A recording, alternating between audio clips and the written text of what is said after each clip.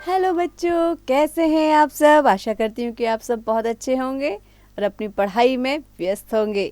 तो बच्चों, आपकी इसी पढ़ाई को आगे बढ़ाते हुए आज हम पढ़ रहे हैं एक बहुत ही सुंदर सी कहानी जिसका शीर्षक है बंदर को मिला सीसा। तो बच्चों, आइए शुरू करते हैं इस कहानी को। आप सभी ध्यान से सुनिएगा। नंदन वन में सभी जानवर मिलजुल कर रहते थे। एक दिन एक छोटे बंदर को शीशे का एक टुकड़ा मिला। छोटे बंदर ने उसे घुमा घुमा कर देखा, पर उसे कुछ समझ में नहीं आया। अचानक उसे शीशे में कुछ दिखाई दिया। उसने सोचा, अरे इसमें तो माँ दिखती हैं, पर छोटी दिखाई दे रही हैं। इससे छोटे बंदर को बहुत खुशी हुई। उसने शीशे का टुकड़ा उठाया और दौड़ा दौड़ा माँ के पास गया। छोटे बंदर ने कहा, माँ माँ, इसे देखो, इसमें तो आप दिखाई देती हो। माँ ने शीशे के टुकड़े को देखा और बोली, अरे इसमें तो तुम्हारे पिताजी भी दिखाई दे रहे हैं। यह सुनकर बड़ा बंदर भी वहां आ गया। बंदरिया बोली, देखो देखो, इसमें तुम दिखाई देती हो। बंदर ने खुशी खुशी शीशे का टुकड़ा लिया।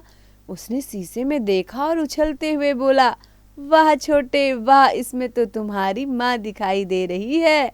बंदर परिवार की आवाजें सुनकर कुछ और जानवर भी वहां आ गए। तो बच्चों, चित्र में भी आप देख रहे हैं ना कि कैसे छोटे बंदर को शीशा मिला है और सब उसमें अपनी शक्ल देख रहे हैं। एक गीदड़ ने बंदर से कहा, लाओ मुझे दिखाओ, जरा मैं भी तो देखूं इसमें क्या दिखता है। गीदड़ ने शीशे में देखा और बोला, बंदर मामा, इसमें तो गीदड़ दिखाई देता है। उसके बाद खरगोश ने लपक कर शीशा ले लिया। वह बोला, इसमें तो खरगोश दिखता है। हिरन बोला, इसमें तो हिरन दिखाई दे रहा है।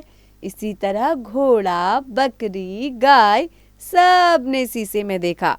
कुछ समय बाद वहां हाथियों का एक झुंड आया। उनमें से एक हाथी ने पूछा, अरे भाई, कौन सी सभा चल रही है, हमें भी तो बताओ।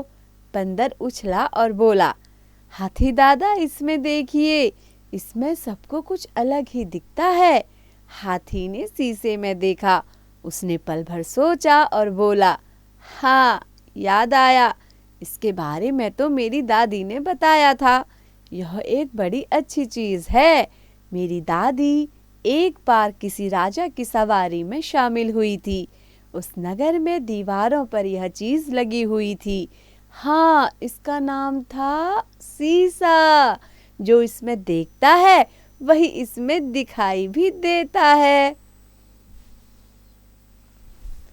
समझे, यही है इसकी खास बात। बंदर बोला, लो, हम सब बेकार ही झगड़ रहे थे।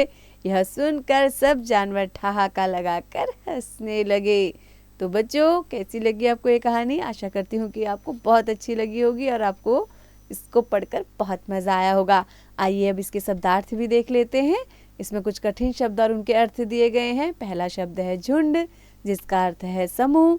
दूसरा शब्द है शामिल होना, जिसका अर्थ है भाग लेना। फिर है सभा, जिसका अर्थ होता है इकट्ठे होकर बातचीत करना। फिर है खास बात, जिसका अर्थ होता है मुख्य बात। फिर है ठहाका लगाना, यानी जोर से हंसना। तो बच्चों, आप सभी इनको अच्छे से कंठस्थ कर लीजिएगा, याद कर लीजिएगा। आशा करती हूँ कि आपको अच्छे से पाठ समझ में आ गया होगा। तो पढ़ते रहिए, लिखते रहिए और हाँ, इसका अभ्यास आप स्वयं कीजिए।